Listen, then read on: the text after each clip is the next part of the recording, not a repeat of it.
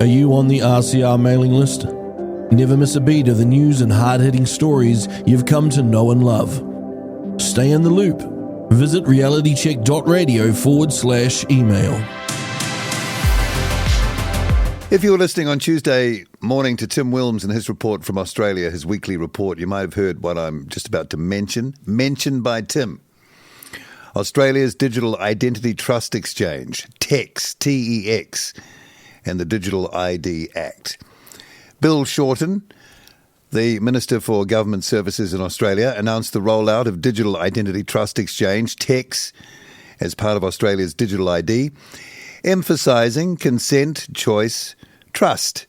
The Act establishes a national digital ID system that enables identity verification for online transactions, distinct from creating a new form of ID.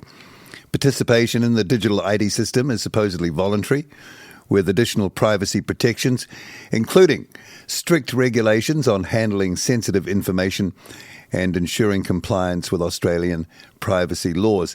The Act outlines a phased expansion of the digital ID system across public and private sectors by 2026, with oversight and enforcement by the Australian Competition and Consumer Commission, along with significant penalties for non-compliance.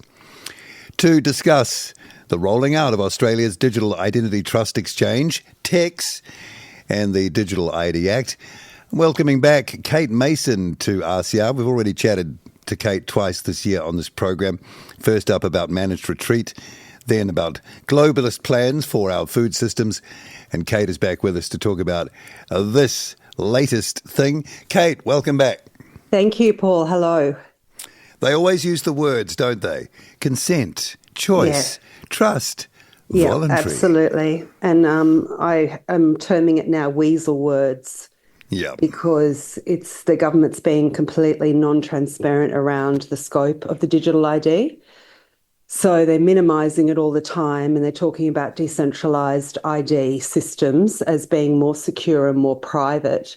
But what they're not letting the people know at all is that this is all a United Nations ID 2020 coming through the United Nations, and it's been in movement for at least the press conference at the United Nations was in 2016 when ID 2020 launched, which is the global infrastructure for digital ID. So this will all network together at some point, will it, globally? Is that what that means? Yeah, they want everyone. So under the United Nations Sustainable Development Goal number 16, which is peace, justice and strong institutions. More words. Yep. 16.9 is provide legal identity for all, including birth registration. Now, what that is and what that morphed into, it could just be a birth certificate, but it's morphed into a digital ID. And so the United Nations has the Secretary General Roadmap for Digital Cooperation, which came out a few years ago. And in that they say there's over 1 billion individuals worldwide who aren't recognised, don't have any identification, and this bars them from having access to basic goods and services.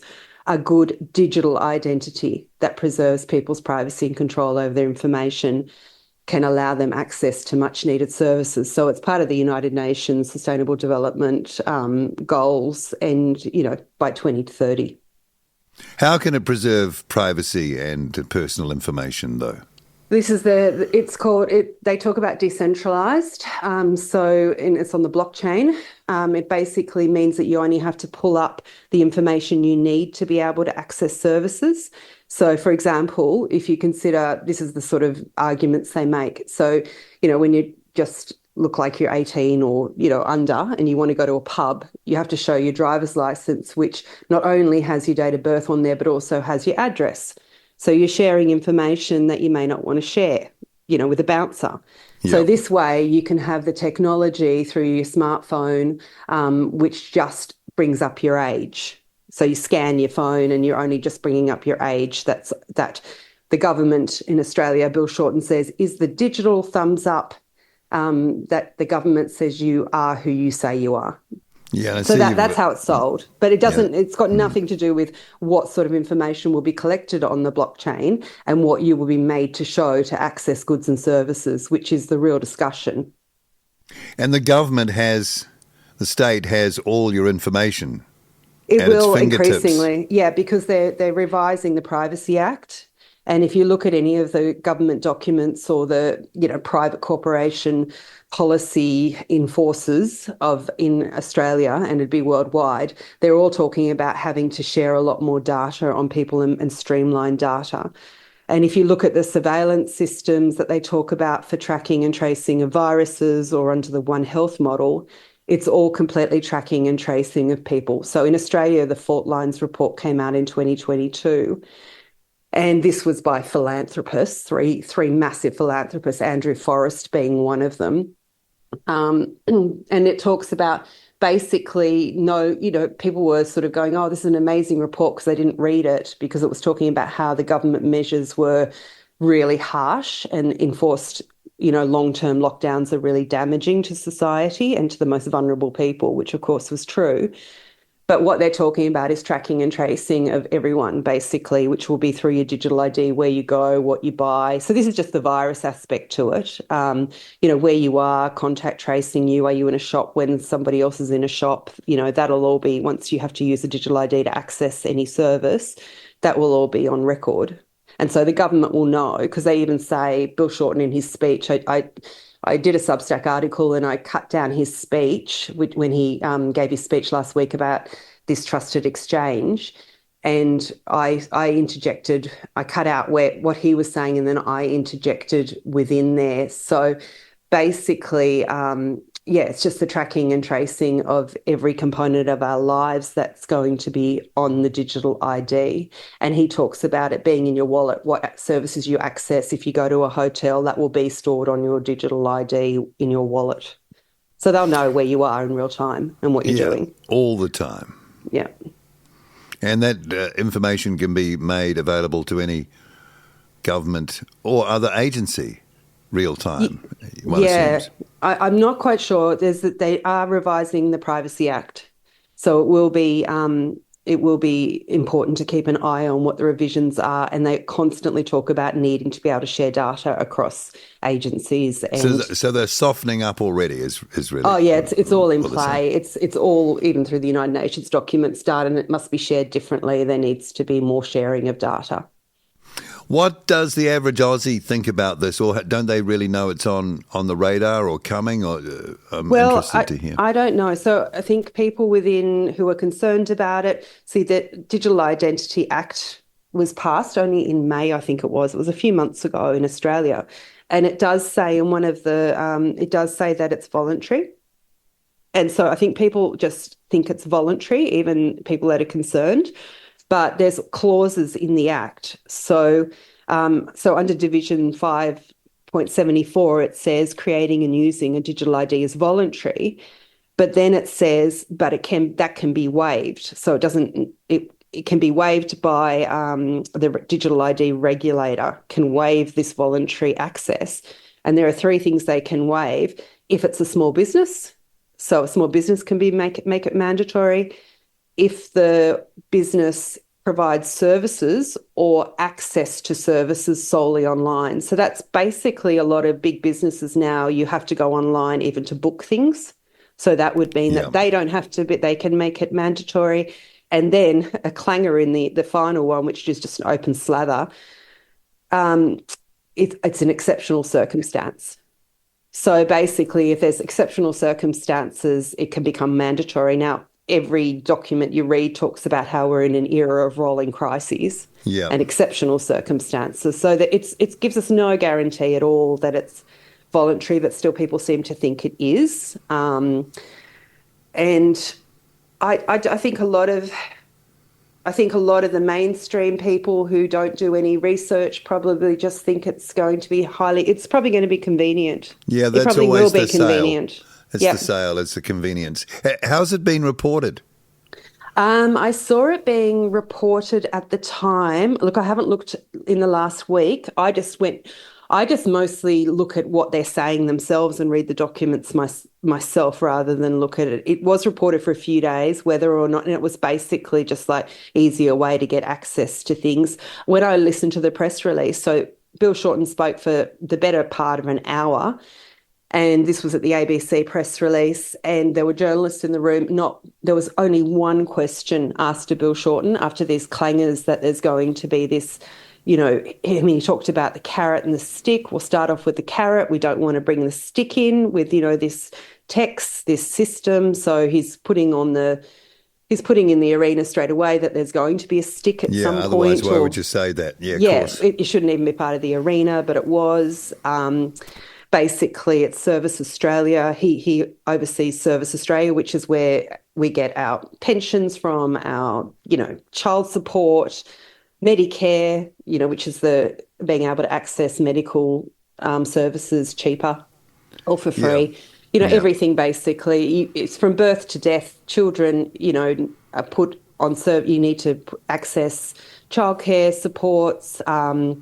The immunisation records are on there, and he wants to put more and more services on this Service Australia to be able. So it will at this point in the Act it says that the Commonwealth cannot make it mandatory, the digital ID for access to services, but I can just see that can just be easily rewritten or cybersecurity threats or you can just see it. I agree with you. You can just see that one coming, and that also that's the coercive power to make you do what is expected of you. Yeah, well, he talked about the Commonwealth Bank being really keen for this digital ID. So this text. So basically, you're in a situation. He talked about Seek, which is job access, really keen and on board. So same with Telstra, which is our telecommunications. So, so how are you going to pay bills? How are you going to access your... Well, this is fascistic, isn't it, by nature? Because that's that kind of integration of state and big business working together to affect political policies, basically. Absolutely. Yeah. Crikey. Did they campaign on this at all, the Labor Party, in their election campaign? Because this is of such significance, you would expect it to be not hidden anyway.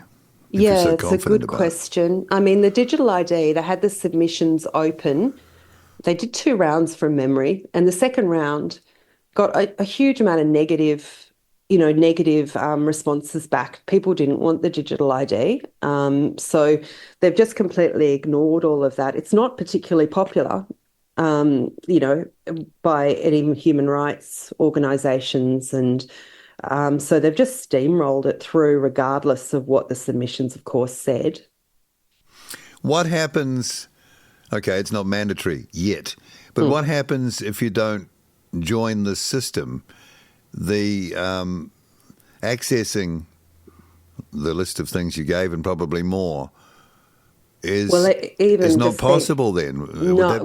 At the moment it would be, because they've said it's voluntary at this point. Yeah, but until they change it, until they change it, no, you won't be able to access anything.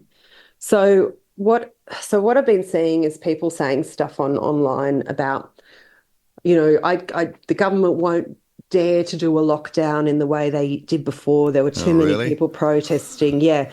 But the thing is that I don't believe they're going to do, from reading documents, like, say, the Fault Lines report that came out in 2022, that I don't think they're going to do mass lockdowns again. I think they're going to do targeted lockdowns again. Oh, okay. Yeah. So I think what they're doing is they're building the infrastructure which can target you right down to, who you are, what's your vaccination status. It'll all just be, it'll all be just housed in a very easy way for them to get that information and to be able to target people individually that are limited or are pushed off access to services. So I think that's the way it's going to work with the infrastructure that they're building. And they want everyone. So in September, let me just pull this up. In September, there's a summit for the future. I don't know if anyone's been talking about it on Reality Check Radio. No, we haven't. The first mention of it, as far as I know. It's massive. They're going over 22nd, 23rd of September, United Nations Summit for the Future. It's building on our common agenda, which is a paper that was put out a few years ago. They're going to sign off on 3 things: a global digital compact, a pact for the future, which there's one professor talking about this a lot, Jacob Nordenham, and Nordengaard,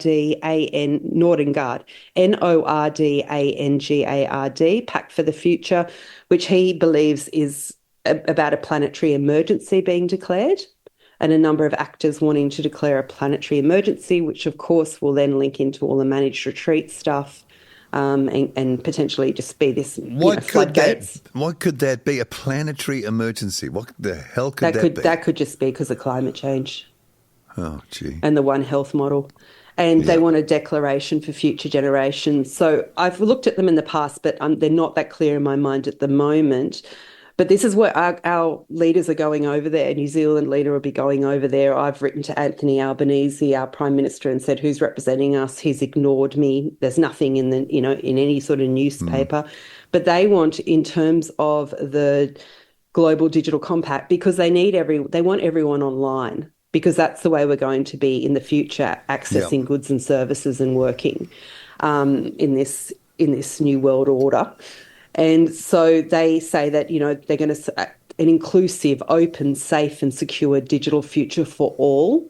And so this secure and responsible digital public infrastructure, and that this is all, of course, going to be privately funded, and partnerships are going to be built between government, private sector, civil society, just always the same design. Yeah. And this is going to leverage technology to advance solutions for the Sustainable Development Goals. And then the World Economic Forum's got reports about a digital ID is going to be necessary to be able to access the internet, because you have to keep the internet safe. So then you're getting into all the misinformation, disinformation laws, what you can and can't say. So it's goodbye to the internet, potentially, as we know it. Potentially, yeah. Well, being able to be, the laws still need to be, and it's the same thing in every country, the misinformation, disinformation. And basically, even if you question climate change, you could be seen as public health risk. Yeah, especially if it's a planetary emergency, like it's some sort of alien invasion. And once you're under the One Health model, which we are, it's like everything could be at risk. It's just a risk-adverse lens to look through everything and shut everyone down that's got any other way of, if you don't speak within a certain framework, basically. And basically, we're all, I don't know, they've got the inner development goals for the Sustainable Development Goals. They're bringing in social emotional learning to children in schools, which is all about, really following the Sustainable Development Goals. In one aspect of it is they want to bring in a global school curriculum, and the first global government is on the way. It sounds like it, doesn't it? And children have to be pushed into this and made to think a certain way very early on, that basically they're just working for the United Nations Sustainable Development Goals. Wow. So in the global school curriculum, they've been talking about this for years over at the United Nations.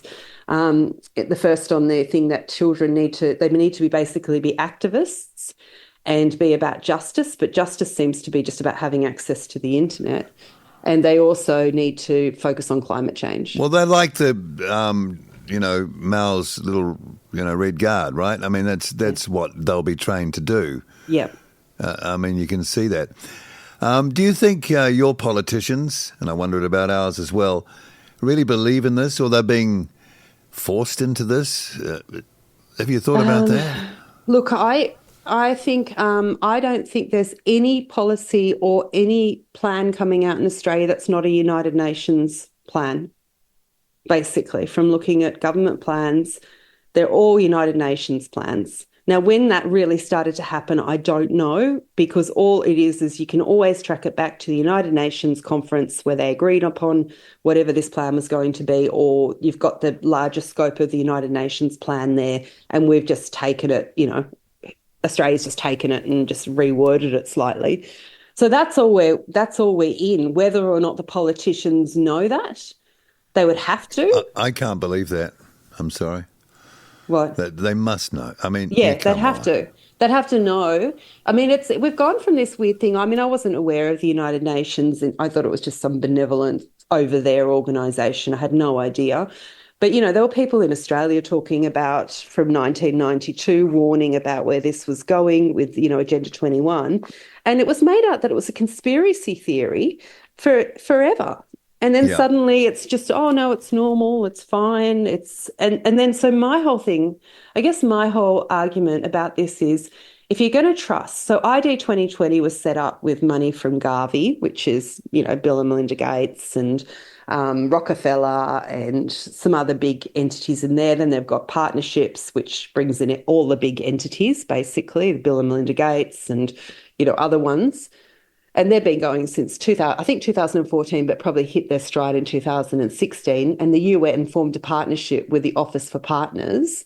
So ID 2020, if you're going to trust this digital ID coming in now, you have to go back and look at ID 2020. You've got to look at what they're on about, what their funders want, and how this is coming through the United Nations. If you can do all of that and then go, I'm completely comfortable with every single person in the world needing to be on a digital ID under the guise of stopping child sex trafficking, mind you, that's the reason given for it on the bigger level.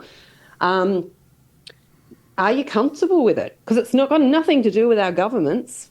They're just putting it into policy. They're just making it be allowed. They're just passing the legislation. They could say no, though. They could, but they don't, and they don't let the people know. So that's obviously their Achilles heel, because otherwise Bill Shorten would just get up and say, okay, under our obligations of, our Paris Agreement for UN 2030, we have to do this. This is the big global partnership that's been formed. They're working with the United Nations. The United Nations is fielding us down our policies, and we're working with the tech companies that have been identified to put this in place. Why doesn't Bill Shorten stand up and say that? Well, I think we know probably the answer to that. Yeah. Yeah. It's pretty scary, really, isn't it? I mean, on the surface, I could see how people would see the convenience and buy, the child trafficking and all that, and we don't want any of that. No. We've lived all this time without this crap, excuse my French. And I think that based on what happened with COVID, because that's a very good model to look at, the compliance for the passes, etc., and being vaccinated weren't necessarily driven by saving granny, though some of it was. It was to preserve a material standard of living is what it was done to do. So people wouldn't lose jobs. They could continue to pay mortgages.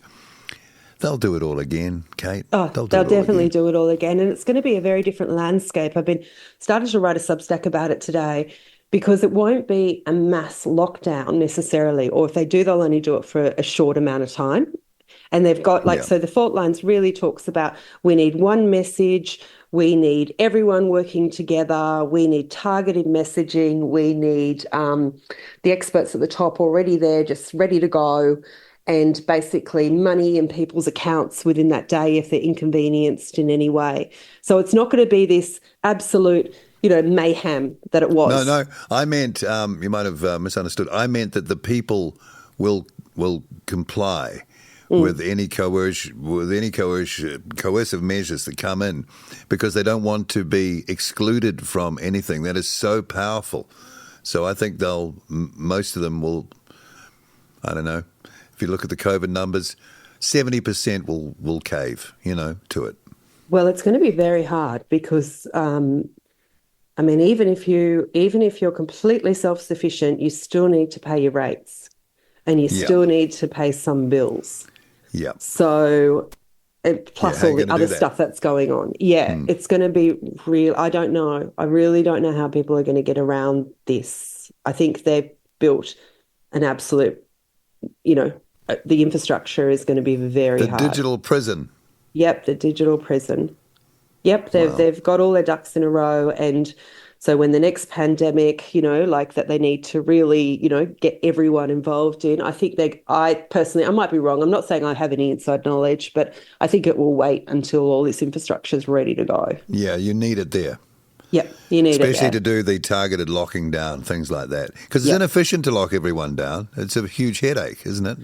It is, and it doesn't fly over and over again, because they have to say, it worked the first time, because I was one of those people that was going, you're hurting the most vulnerable people in society by doing these mass lockdowns. They like doing that. Now they use that as a justification for why they have to do targeted lockdowns.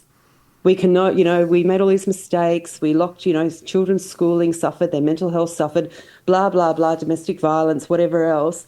So we need to not do these big lockdowns. So that will be the excuse to surveil and get all the technology in place for this surveillance to be able to only do targeted lockdowns. They use the social harms that they cause to bring in the next nightmare dystopian layer. Next level deception. It's always a giveaway, I think. Yeah. Wow. Oh, dear. And coming to another country near us, I would imagine. Us, I'm talking about, probably.